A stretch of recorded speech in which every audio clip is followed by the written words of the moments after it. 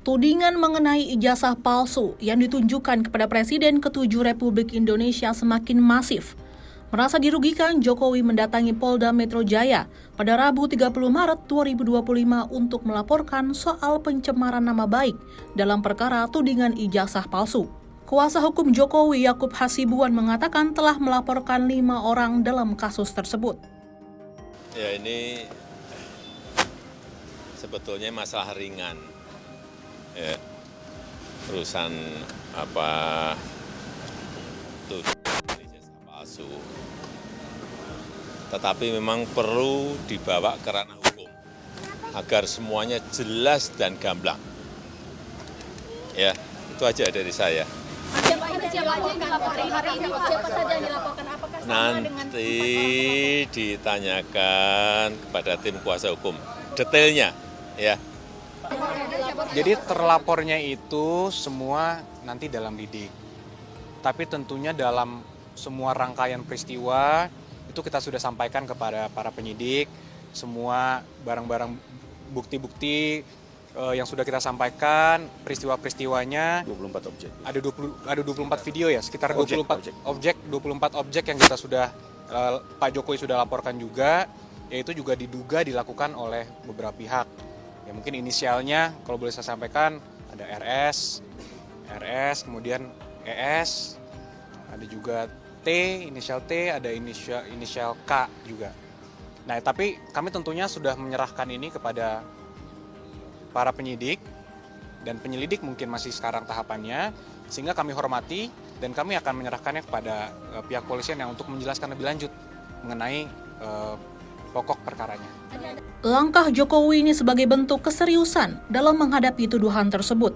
Kabid Humas Polda Metro Jaya Kombes Pol Ade Ari mengonfirmasi bahwa laporan dari Jokowi terkait tuduhan palsu tersebut telah diterima pada Rabu 30 April 2025. Ia juga mengatakan bahwa Jokowi telah dimintai keterangan terkait tudingan ijazah miliknya. Seperti yang rekan-rekan sudah saksikan, laporan beliau sudah diterima, kemudian beliau tadi diambil keterangannya di Subdit Kamnet, ya, Ditreskrim Polda Metro Jaya. Jadi setiap laporan dari masyarakat yang masuk, kemudian dilakukan tahap pendalaman dalam rangka penyelidikan. Dalam kasus ini, terlapor Roy Suryo memenuhi panggilan Polda Metro Jaya pada tanggal 15 Mei 2025. Roy Suryo mengatakan telah dicecar 26 pertanyaan pada pemeriksaan awal.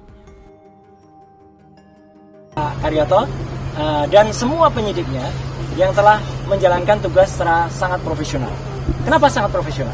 Ya, karena saya tadi memang melakukan apa yang menjadi hak saya untuk menjawab pertanyaan-pertanyaan dalam undangan klarifikasi, dan alhamdulillah penyidiknya, saya nggak perlu sebut namanya ya, itu adalah juga melakukan sesuai dengan apa yang saya katakan. Jadi saya menjawab dengan detail semua apa yang ditanyakan sepanjang itu berhubungan dengan surat undangan yang diberikan kepada saya. Ya, jadi artinya itulah makanya saya juga berharap ya agar polisi itu bisa presisi ya, jadi bisa profesional untuk melakukan tugas seperti ini.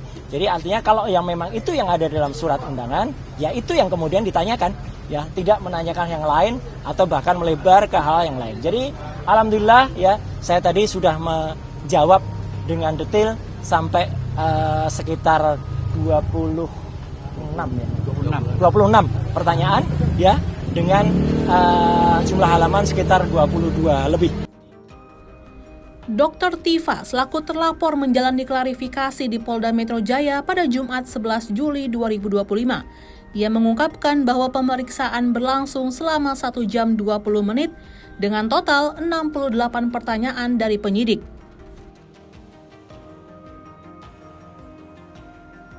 Mendapatkan pelayanan yang baik ya, ruangannya juga nyaman dan kami juga berdialog dengan baik begitu ya.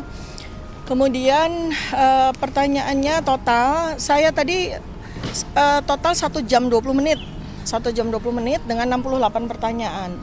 Ya, dan karena pertama tentu saja karena pertanyaan-pertanyaan itu semua berkaitan dengan ijazah yang menjadi polemik selama 10 tahun ini, ya tentu saja yang saya tanyakan dulu, yang saya klarifikasi dulu apakah ijazahnya ada.